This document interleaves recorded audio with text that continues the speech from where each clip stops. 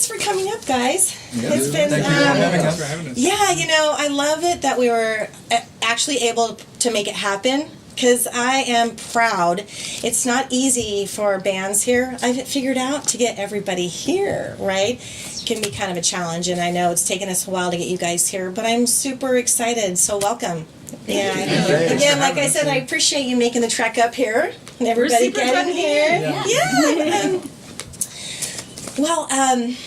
I had of course, the pleasure to get a little bit about each of you, and I will tell you what, you guys have put together, really a fantastic group of people. I can honestly say, when I studied everybody's bios and read about it, wow, you're totally, super blessed to have these guys. They are all, not only, educated, but experienced, diverse, rounded, all with these incredible backgrounds, come from all parts of the world. It's really cool, and your style expresses that a ton. I had a chance to, of course, watch videos. I haven't had a chance to see you come live yet, but I'm really looking forward to checking out a show. But there was just so many influences I could tell, and so give me an idea. You two especially, right? The team, the writers, the glue, I'm guessing, that put it all together. Mom and Dad. Yeah. How did this come about? How did this band come about for you guys? I've always wanted to have a big group, and I got lucky with these great people. Yeah. And they're also really good people. It's really important. It's really important too. It is. As a musicianship. Yeah. Well, I was so intrigued when I watched you guys and all the different styles that came in. Where did you get a vision for the group? Were you two just hey, let's just gather up a collage how did it actually form? I actually think it was more organic. So when Kevin first started, and a little bit of background on Kevin, his dad leads a big band, and his grandfather led an even bigger band, literally a 20-piece big band. Yes, I read about that, and that was fascinating, in itself. Totally. And so Kevin's always had this thing for funk. And so when he first started, he was mainly interested in writing funk. And he actually kind of started out in this one-man band, sort of Shaky Graves-esque sort of way, except for with funk. And as the band grew and all of these influences came into it, that's when it kind of morphed into what it is today. Kevin will write a song and he'll start it and put the skeleton down and usually the lyrics down, and then he brings it to the group and the group jams it out. And that's where it gets all these other Bosnian, Mexican, everything that we are, disco, R&B, soul, all of these amazing influences in it. Yeah. So that's what I heard. I felt like there was just so many incredible different genres and styles that you guys have been able to collectively and collaborate together with to pull this really unique but fun and depthful sound too, which I loved. I felt like there was something for the ear to listen to for everybody, and of course visually with such a diverse group and the dancers and stuff, really really fun. Like I said, I look forward to going out and having a good time and seeing you do what you really do live, So, if you guys wouldn't mind just taking a few minutes, I was able to do the little bit of research and background, right? But I'd love for your fans and my fans and our friends to just kind of get a little bit of who you are now. Kai? Yes. Give us just a little bit of take on your background. Yeah, sure. I'm the violinist and rhythm guitar player for the band. Nice. And I'm classically trained violinist. And we had a common friend who I met in college when we were in Miami. The guy, Richard. We both jammed together. Yeah, came in town and we got met, and he was Kev was like, hey, I'm putting on this funk band. Why don't you play with us? And I'm like, a violin in a funk band, that's an interesting concept. So It's not a family Yeah. stone, True. dude. I know rock Yeah. and violin and classical, but not so much. No, not at all. And so at the time, I was trying to get out another band I was in. I was a bit of a screamo band, so it's a totally different musical Violin in a style. screamo band. And that sounds like a good challenge to me. So Yeah. And the rest is history. How did you guys meet? Real quick. Through Richard, really. Yeah, Oh, I right, was- okay. I was Okay. playing with this drummer who also went to school with Kai, right? Mm-hmm. Yeah. That's yes. And he recall. mentioned, and I always wanted violin because there's so many funk songs Yes. and soul songs that have violin on the recordings but don't have it live.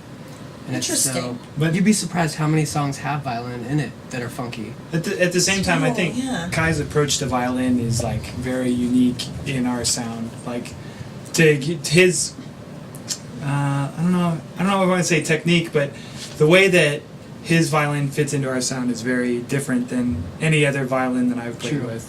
Yeah. He also has some killer pedals. Yeah, as that's well. true. Yeah, killer effects that really makes him really Well, cool. electric violin. It's very intentional. Yeah.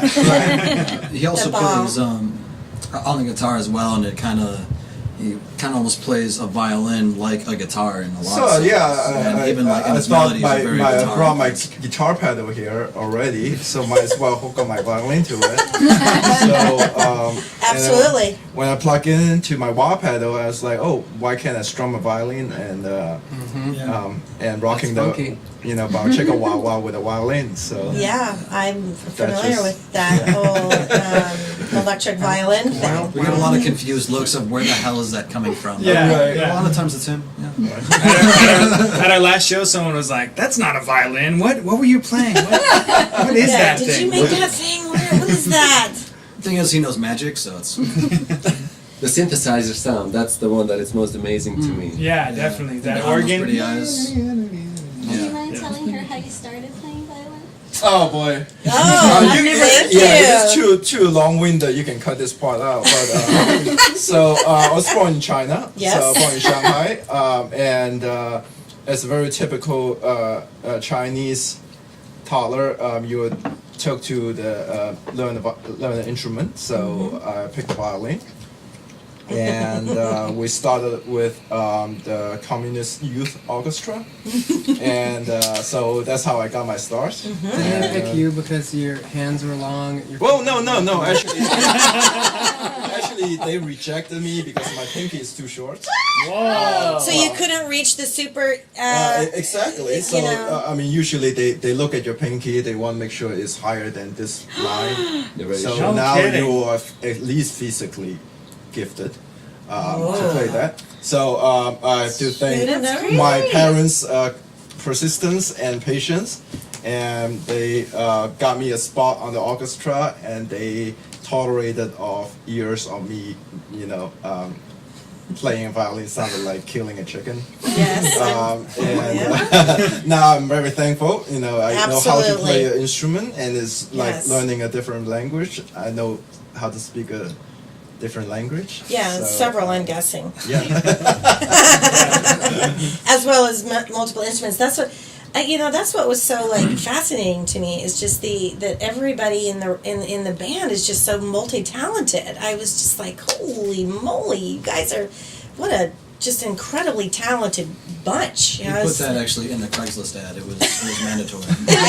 Right, that everybody must have 3 languages, 3 instruments, be able to do vocals and writing It's a tall and dance. And it's usually like what it happens when Kev bringing a new tune, Yes. and then he started playing, and then for example Garrett would jump in with a line, Neri would come in with a guitar riff,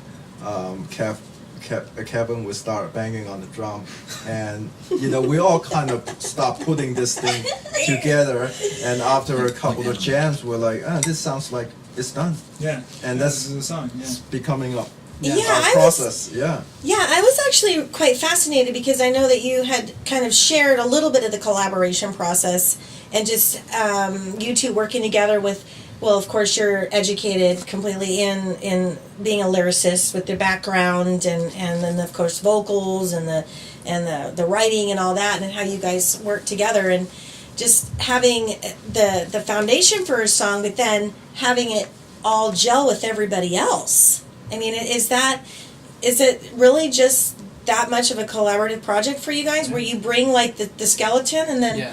And you it guys has to just be. I mean, Well- share a little bit more about that, because that We're was gonna really forget. intriguing. Some of our tunes even just came out of just like horsing around in practice. You know, Yeah. someone has like some goofy idea, and it just kind of, I don't know, it just Goofy? What? Yeah, like our tune "Love Lemonade" was like a joke from one of our friends, and then it kind of, I don't know how that one snowballed, Actually, but and then it Or just, a serious later song on. about love lemonade. yeah, you know, I think it'll. it was a dirty joke to start. It was a dirty joke. Or But you know, now it's like make Well, you you know, know- if you got lemons, make lemonade. Yeah. Now that's Yeah. kind of what it Love turned lemonade. into, and but I mean, it's not so valid. things will go that way where R. Kelly like, style. where we'll jam a little bit or something, and we record our rehearsals, and we'll jam something like, what we just came up with, that was pretty cool, and Kev will go home and wood shop it, and he'll come back, he's like, hey, I wrote lyrics to that weird jazzy jam we had, and you know, it turns out Love Lemonade's a hit, so let's Actually, work it this out. happened a few times. Like, Yeah. we have one of the songs, I wrote the lyrics to Radio Slay, which is coming up on our upcoming album. They actually had a jam, one of the only band practices I actually completely missed. And and they brought the jam, they recorded it on the iPhone, and I was like, I need to own this. I need to write the lyrics She was like, to this. please let me have this. Like, this is Yeah. mine, this is mine, I'm gonna all, own all it. these ideas for it, and I was like, all right. And it ended Yeah. up being awesome. And another super on the fly thing was our first album, we actually had completely finished recording, and we were doing a jam at our old house, and it ended up being the song Domesticated, Oh, yeah. which ended up being the title track for that album. And we convinced them to let us come back in the studio and record that album literally like 2 weeks after we wrote the song. Which, Yeah. in retrospect, we probably should have given it some more time, but it was an exciting experience. We were We also haven't changed it anti- since recording, so I don't see Yeah. why we should have waited. Yeah. Done. So Beth, you actually have a really cool kind of, elaborate on your childhood for me a bit. Do you want to start me off there? Lay down on this couch. Get comfortable. Tell me about your father. No, I mean, like, There's no stuffed bears around you know, here. I resonated with some of just as a youngster and being Yeah. in that arena and seeing the influence from an early age, and yeah, share with us a little bit like what that was like for So you. my parents were both big in the music industry in Nashville before I was born. My dad was Johnny Cash's piano player, and he was also the musical director of Did not know that. with Yeah, me CNN neither. at the time. That's Yes. why you're all here, to get to know one Yes. another. Yeah, I don't know why you kept that. And You've been friends for so it's long. not what I lead with, but Jeez. I'd have a different opinion of you. but he was also the musical director of CNN. So any music show or award show that came through the Grand Ole Opry, he would write all of the orchestra parts by hand. These are actually Wow. in a music history museum in Yep. Nashville now. Yep. So he'd write out all the parts by hand and hand them out to the orchestra, and he would play piano and lead the orchestra.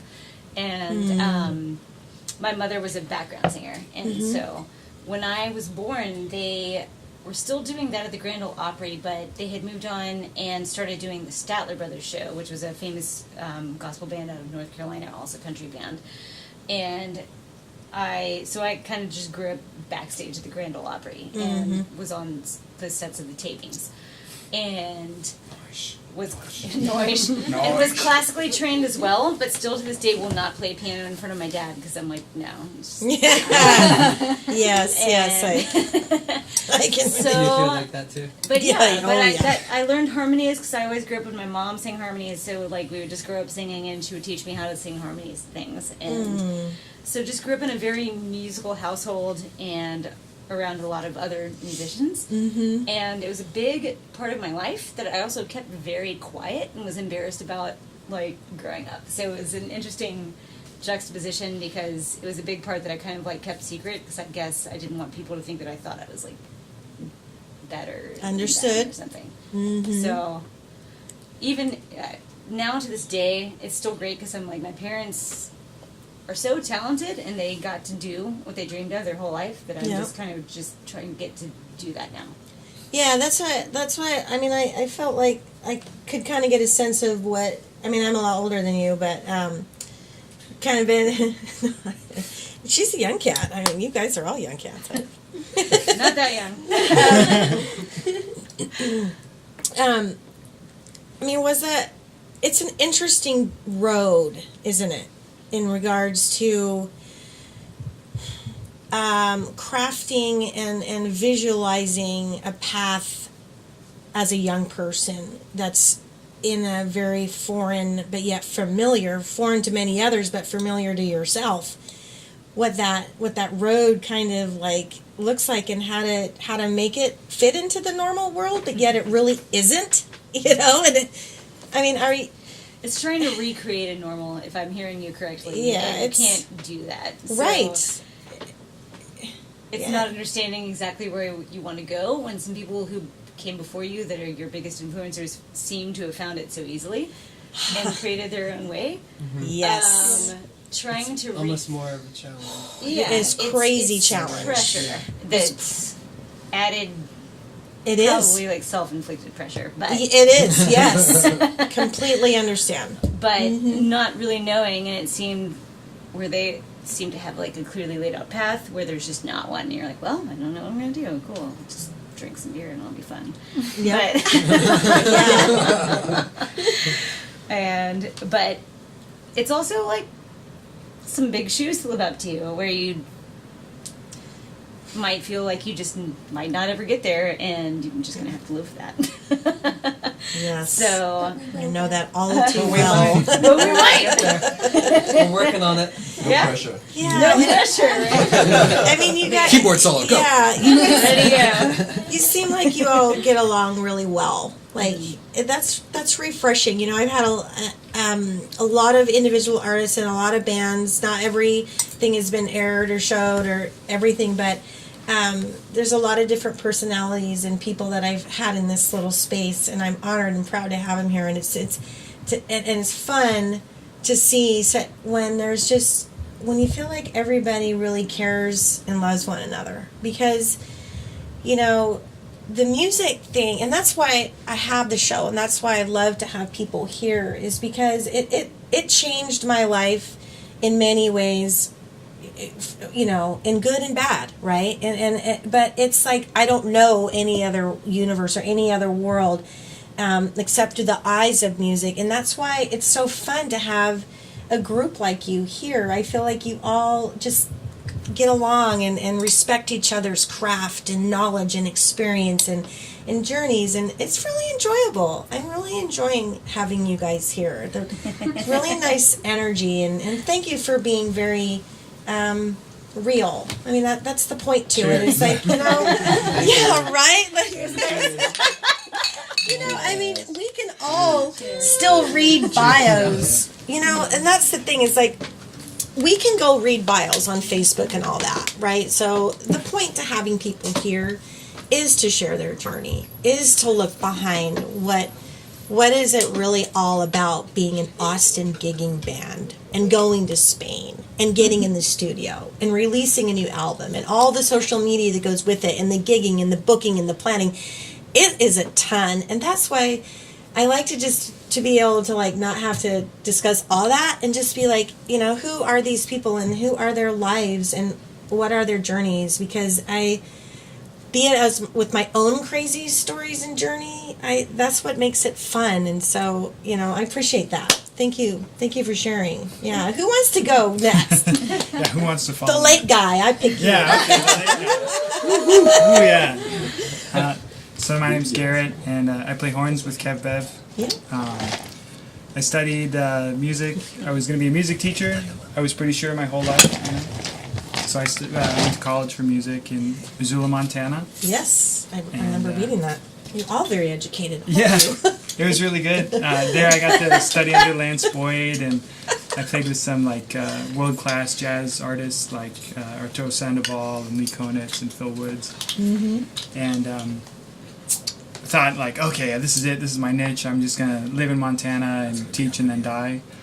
And Wow, such big aspirations Yeah, I for know. such a young cat. I know. right? Like, It was a yeah. great plan. Yeah. How do you know? But yeah, when We've you're all had those plans on occasion, though, right? yeah, exactly. I mean, and why would you loan some 18-year-old $40,000 for something that he thinks he wants to do?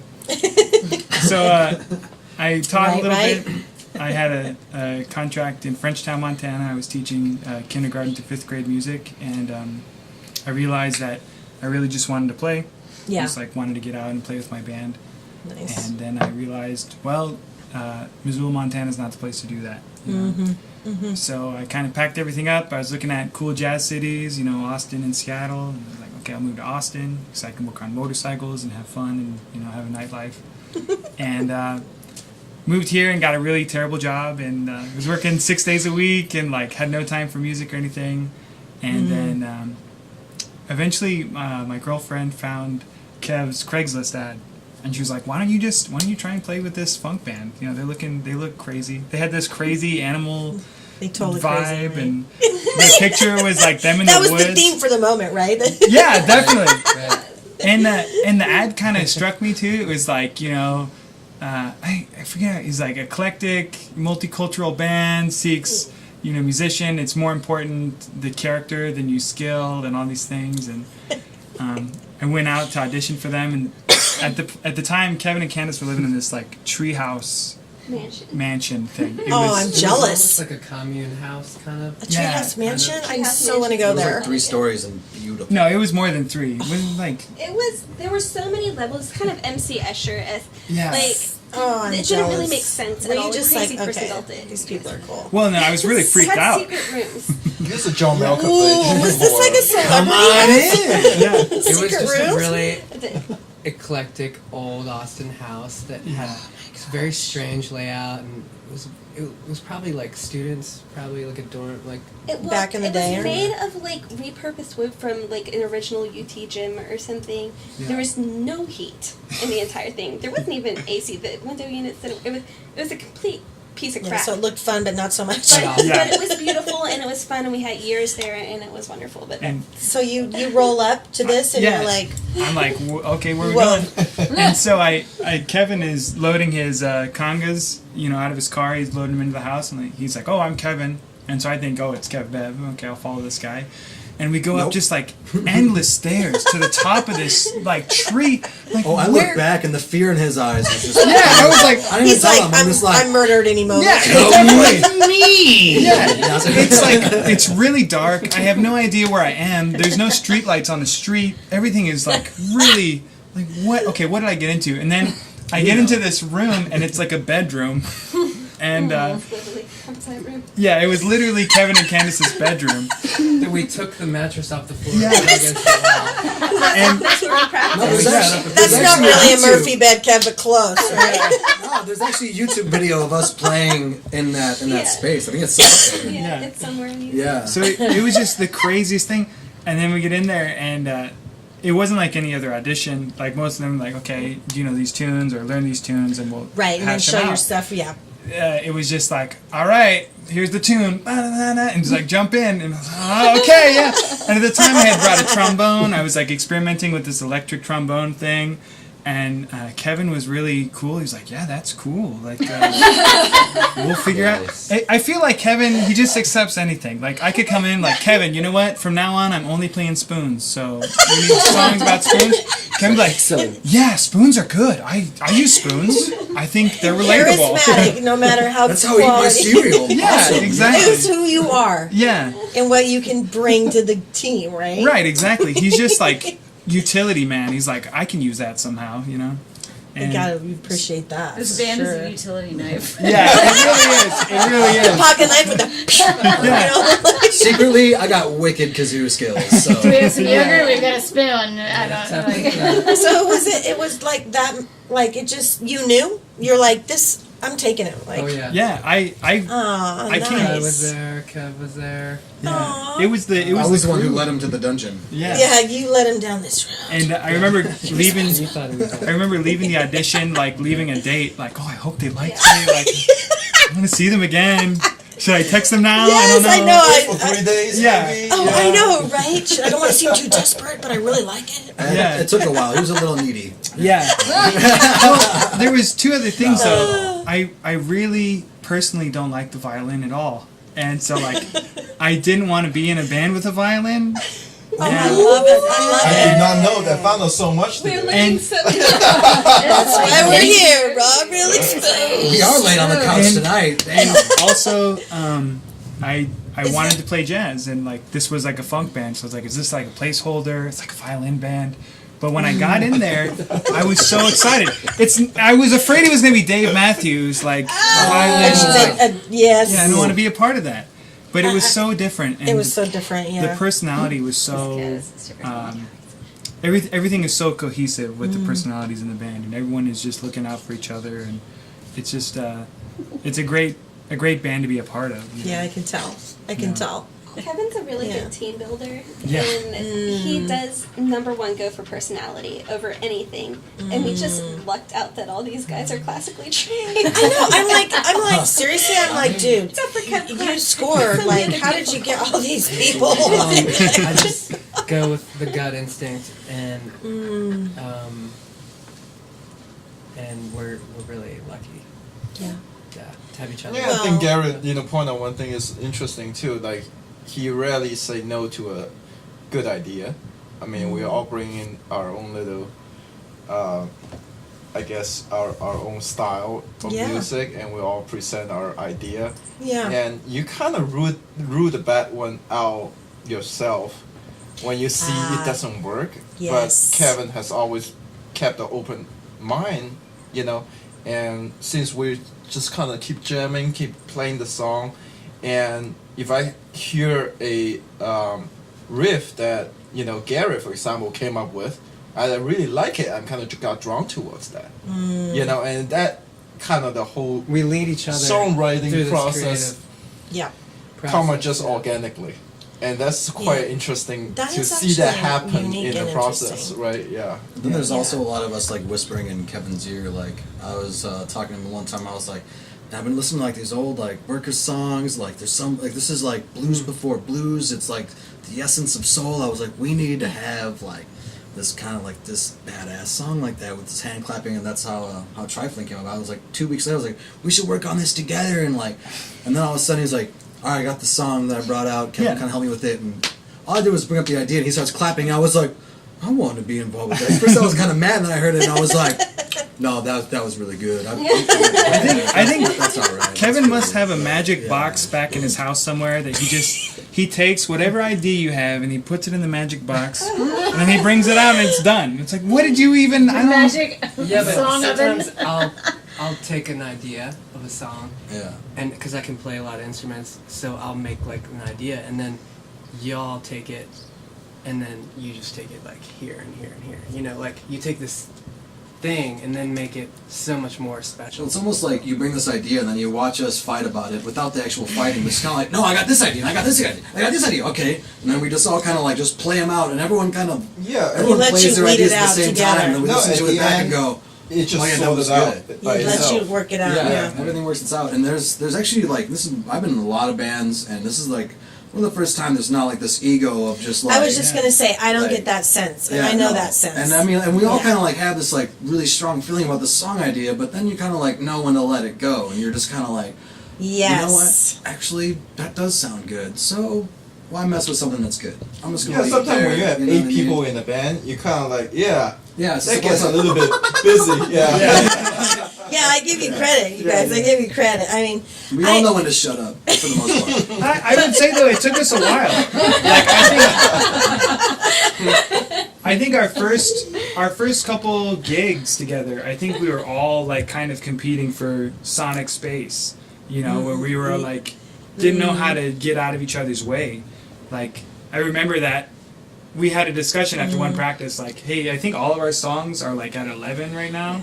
Like they're all like loud and fast yes. and busy. understood. Yeah, and we kind of Too much almost. Space, you need Yeah. space. We need to make a landscape instead Like of the just like a almost fire. the less from each would be more for everyone. Yeah, exactly. Yeah. Exactly. Mm-hmm. So Now, real quick before we chat a little bit more, I feel like I haven't got enough of your story from when you were younger. I was want just to know more about you. I was Because I know you're from a musical 2-year-old family, right? singing Beatles songs Yeah. into a recording tape I've heard it. that I remember, like, and I was also reciting like children's rhymes and stuff, and my parents just encouraged it, and I was around drums and guitars, and I got to jam as a little kid with my dad playing blues, and like I was just like allowed to, I was encouraged, and that's what got it going. But Kevin is completely self-taught. And in fact, it wasn't until this band came together, and a few of the old timers can he didn't The even classical people. he didn't even know how to read music. Like that self-taught until the band got together and you guys Right. started teaching him. Like A lot of music theory, so I would be writing these complex things and not really know what I'm doing, you know? That sounds And- right. And then they'll like be like, oh, this is not in like this key and this sharp or this chord and this arrangement, and I had to realize quickly that I had to get really good at that aspect as well. Yeah, especially when you're dealing with So- a lot of engineers. So I've been teaching myself how to read music and play piano and Yeah. I just realized this Up my just now, game. but both the Kevins are the self-taught ones. That's kind of interesting. That's funny. Like, one of us like, music? Nah, I don't need to read it. Like, But we got into trouble. Like we went to lay down. It wasn't Love Lemonade, but we Yeah, were in the it was. house. It was Love Lemonade. Lemonade. Yeah, we went to we had, I don't even know how we'd rehearsed this song 100 times. We go down to track it in the studio and there's really sour note in it. And we're like, why does that sound so weird? And it turns out like that one of the chords was major and it should have been minor because this note in the melody was a flat third or Yeah. something, and we hadn't even caught it. But because we were all kind of listening Intently into with, it, yeah, we caught it before it was. And that too was big my a deal. first big music theory faux pas. And I was like, oh no. That wasn't a major seventh, sir. Because the chorus sounded better, and I just thought it sounded better when I'm playing it, when I wrote it, that it changes from minor to major out of sneaky nowhere Yeah. and makes it pop. It's like a Beatles trick, Yes. you know? And- But I didn't tell everyone. And the vocals changed. Oh yeah, it was the vocal So harmony. like I didn't that's chart what- it properly, Yeah, and, yeah. and then like it became a problem. That was Then we actually had a to learning fix it. curve for me when I joined the band because we had the like song titles written down. I was like, that is not minor, that is major. Right. Because I would hear it when I was trying to play the extra notes, and I was like, this is wrong. And I gave you the wrong chart. It's Yeah. not easy to work with a When we bunch of were smarty recording pants, that is it? Right. So you were like, I was like, wait, I don't think this is my note. Like, at least it's I not wouldn't the be whole like, surprised I if went most to people music played school, differently. so there's just Well, this most kind of you it well, wasn't did. that. It was this like, won't I work for feel like this. what Yeah, I'm no, playing exactly. sounds really wrong. So let's talk about it. Yeah, no, it's good that we don't have that kind of ego in it. Yeah. I want to hear, Nira, I want to hear a little bit of your story. So I'm originally from Bosnia. At that time, it was called Yugoslavia. That's where I was born. Also, Communist Party was ruling. It was kind of socialist life. It was nice, you know. I lived a good life with my family. We would go to like Azeri Coast every year, you know. Sometime even in the winter, we would go. You know, it's kind of like have a lot of vacation. Yeah. Big, 12 months of if you go into labor, you know, if you have a baby or something. Yeah, a lot of the perks in lifestyle that In Europe, is, yeah. yeah. But then, like, the war happened, you know, and In then the after 90s, that, right? I was there. I was 15 years old when it started, and then 18 when it ended. yeah. After that, like, I started working like for a U.S. Army and like as a contractor, Oh, okay. a civilian contractor, like an electrician crew, as an interpreter, and then ended up coming to the U.S. for college. What for music? No, electrical engineering. In engineering, yeah. That's what I was thinking. There's a lot of engineers and different styles of engineers going on here. But I did bring my guitar also with me. I was playing like music since I was like 6 years old. I started playing trumpet. You know, my dad and mom like put me in this band, and my brother also kind of played. So I played trumpet. So I'm kind of looking forward to play some trumpet with this guy. Oh, don't worry about it. That's just my candles. It's all good. They're not lit. They're not lit. I toyed with lighting them behind you earlier. And so yeah, it's just great to be here. Like I was here in Texas for 4 or 5 years, then went to Miami. That's where I met Kai. You know, at the University of Miami. I did graduate school there. And then I Yes, got, you went to the same school. Yeah, Yes, we went to the same that's graduate what I school thought. together. I'm a year ahead of Neri. And, Never lets him forget it either. Right? No position there, no position. No, we had a great time. I mean, it was such an awesome time. I always remember it like with such a like, oh, why can't we have Yeah. some more of that? it is. I mean, Miami is quite a, Miami's Miami, polarized right? city. You know, Yeah. some people hated it, some people loved Love it. it, yes. I'm, fortunate, to have met a group of friends that like-minded. Yeah. Neri included. Yeah. So, we had a good time there. And after that, I came here, got a job. To Austin. Moved to Austin. That's where Yeah. he was from. And then, And Yeah. he moved to Seattle a Yeah. couple of times. His girlfriend Coming back hated and the forth. rain so much they Yeah, decided it's to kinda move back to depressing if sunny, you're not used to it. sunny I've been Austin. there. I was like, hey, come back. Austin's go like back. happy, happy. It Yeah. is. It's been great. And so yeah.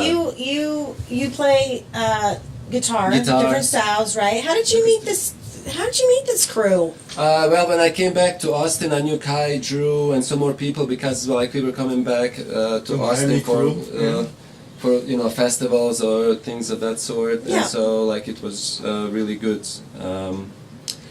I'm sorry, I lost my train of thought. Well, He saw us play a couple times. And Oh yeah, I that's saw them like, play. wanted Yeah. to know, we like, had how an did- after party at our house, and I saw him play guitar. He showed me some songs that he was. Yeah, but basically like Kai Because introduced he me to writes the a little band. too, right? Yeah. Yes. Oh yeah, I was Oh, there for that party too. he- Oh yeah. Actually, Neri has his own little like prog rock kind of band. That's right. Yeah, he's Yeah, in Rising like Sun. some He were writes in really multiple Our songs. projects. Yeah. Whoops. Yeah. Yes. Yeah, so this is like all original music that I composed based on some stories from Bosnia. Kai is also in that band, like he plays violin, and that's been great. It's more like a Balkan gypsy progressive Yeah. rock. And Blair dances for that. I totally know that style. No, I'm just kidding. I Got it. Just playing. So and you've been with the band for like 1 year, a couple of months. Yeah. We So started it's in the great. same week. Started We the same started week. learning the songs at the same time. What was interesting is when we brought Neri on, he has like this super Seattle guitar style, I guess. Like his Is I don't know. melancholy? No, it's just like Just- you just hear it. You're like, man, that guy's from Seattle. You, know? Well, You don't it's think that already guy is has, Bosnian. lead singer of Alice in Chains on it. You know? Yeah, it's like, man, that's some real stuff, and it was such a neat addition to our band. It really changed the color of all of our tunes. Like the tunes that we wrote before he was part now have like a really heavy Neri flavor. Flavor. Yeah, it's really But I good. tried to tone down on my That's a good distortion band. level, so just to be like more clean and funky, like Yeah. some melodic overtones, but like using more delay, just making that like ambience. It really does Yeah. great things. He found like a part of the song that was almost like buried and kind of like brought it out. Is what it feels Yeah. like. Oh, that's a Definitely. great way to Yeah. describe that. Yeah, definitely. That's really cool. Yeah, you all really bring, even though it's large and full and busy at a lot of parts, it's incredible how everybody still like has their place. And I think that really does boil down to the leadership, because it sounds like, I mean, any great project boils down to not having that ego, right, and allowing True. people to bring forth what they've created, and like you guys have talked about, sifting that out and letting the cream rise at the top, and then saying, yes, this is what we're Yes. going to scoop off, and Yep. this is what's making it happen. And that's why I was like, I just had such a great sense about getting you guys here, because it wasn't easy. I know, it wasn't. We'd tried Never before. is. Yeah. We tried before. There's a bunch of And, us. and I was like, no, I want to do this again, because I want this crew, because I just had a sense of it, and it's been really fun. Thank you guys for making the time to come out and be on the show. I was really looking forward to Thank it. you. I just had just like I said, just a real good feeling, good spirit about you guys and the enthusiasm. And you just have I can see why you have gathered and kept an incredible group of people. You guys have an exceptional energy about you, and just you're so funny too, and so lively, even through the text. It's like I know I'm gonna enjoy having these guys on this show. So thank you. Well, we are going to be together for a long, long time, so we'll come back anytime. Yeah, no, and, honestly, thanks. It's been a real pleasure. It's folks like you that are really willing to all unite and come and drive out and find the place and be here and us work together on sharing what music is all about, right? What we've all done since we were tiny and envisioned, and all the music that's touched our hearts and moved our lives, and it's incredibly impacting for me too, and to have you in my home in this place. So thank you so much for being here. It's been really wonderful, and so much great luck to you guys. Wonderful shows. Awesome. 2018 is around the corner. Real quick before we close, Eric, what is the best place for everybody to find where you're going to be playing? Like, not as far as specific shows, but which website do you want everybody to go to? www.kevbev and the Woodland. Kev Bev and the WC. Kev Bev and the WC. Okay, perfect. Okay, I just want. Or Facebook. And I know you're on Facebook. Was easy to find. Awesome. Okay, awesome. Because Red Gill's coming out. Great. 18th On the Yeah. 18th. Yeah. And we have two 18. records coming out soon. in the new 2018. year. So I will make sure that we're going to, of course, be offering you, putting your video out and the podcast and everything for everybody. So make sure I'll make sure that everybody knows where to find you guys live here in Austin for sure. So thanks again. It was wonderful having you all. Thank you. Thank you very You're so much. welcome. You're so welcome. Absolutely.